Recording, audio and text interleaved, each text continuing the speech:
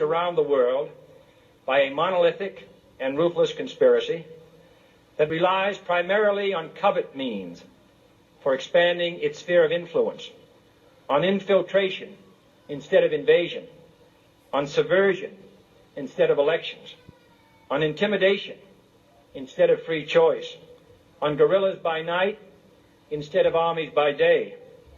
It is a system which has conscripted vast human and material resources into the building of a tightly knit, highly efficient machine that combines military, diplomatic, intelligence, economic, scientific, and political operations. Its preparations are concealed, not published. Its mistakes are buried, not headlined. Its dissenters are silenced, not praised.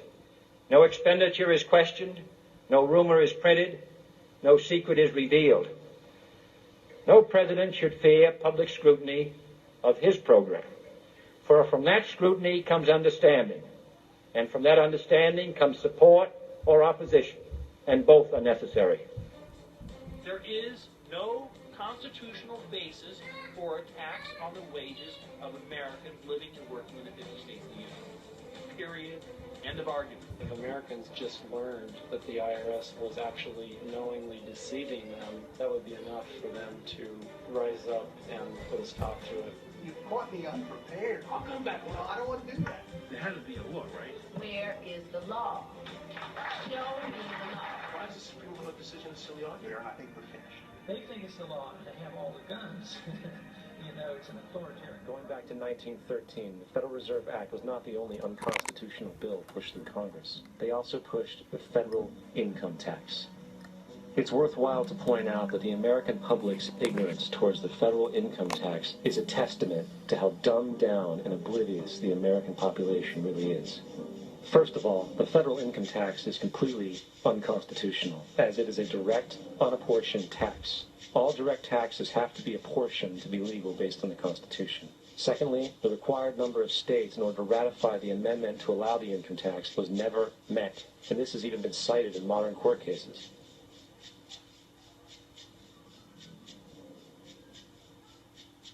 Third, at the present day, roughly 35% of the average worker's income is taken from them via this tax. That means you work 4 months out of the year to fulfill this tax obligation. And guess where that money goes? It goes to pay the interest on the currency being produced by the fraudulent Federal Reserve Bank, a system that does not have to exist at all. The money you make working 4 months out of the year goes almost literally into the pockets of the international bankers who own the private Federal Reserve Bank. And fourth, even with the fraudulent government claim as to the legality of the income tax, there is literally no statute, no law in existence that requires you to pay this tax. Period. I am a most unhappy man. I have unwittingly ruined my country. A great industrial nation is now controlled by a system of credit.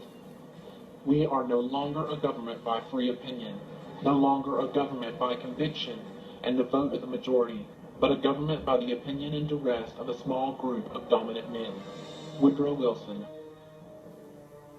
This tax honesty movement includes some curious members, including our next guest, a former IRS special agent, Joseph Bannister, joining us today from San Jose. Also joining us, a true conservative congressman from Texas who favors total elimination of income taxes and has said that income taxes violate the U.S. Constitution. Congressman Ron Paul of Texas. Gentlemen, nice to have you with us. Thanks for joining us. Thank you. Thank you, Maria. John, let me begin with you. You used to work for the IRS. What makes you say that most Americans don't have to pay income taxes?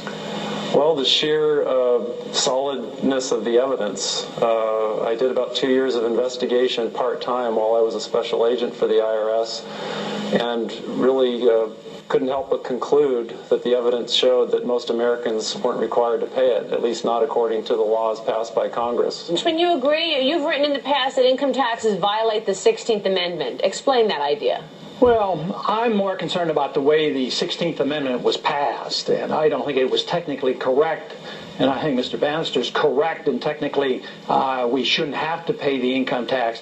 It's just that I've chosen a different tactic. I think that we should change it in a more deliberate fashion, and that's why I'm a legislator. The very word secrecy is repugnant in a free and open society. And we are, as a people, inherently and historically opposed to secret societies, to secret oaths, and to secret proceedings. We decided long ago that the dangers of excessive and unwarranted concealment of pertinent facts far outweighed the dangers which are cited to justify it. I thank the gentleman for yielding.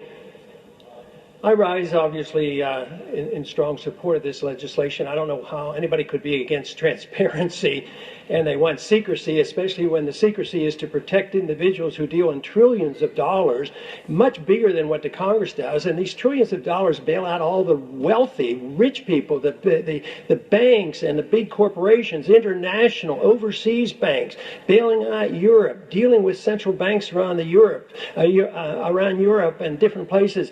And to say that we should have secrecy and say that it's political to have transparency, well, it's very political when you have a Federal Reserve that can bail out one company and not another company. That's pretty political.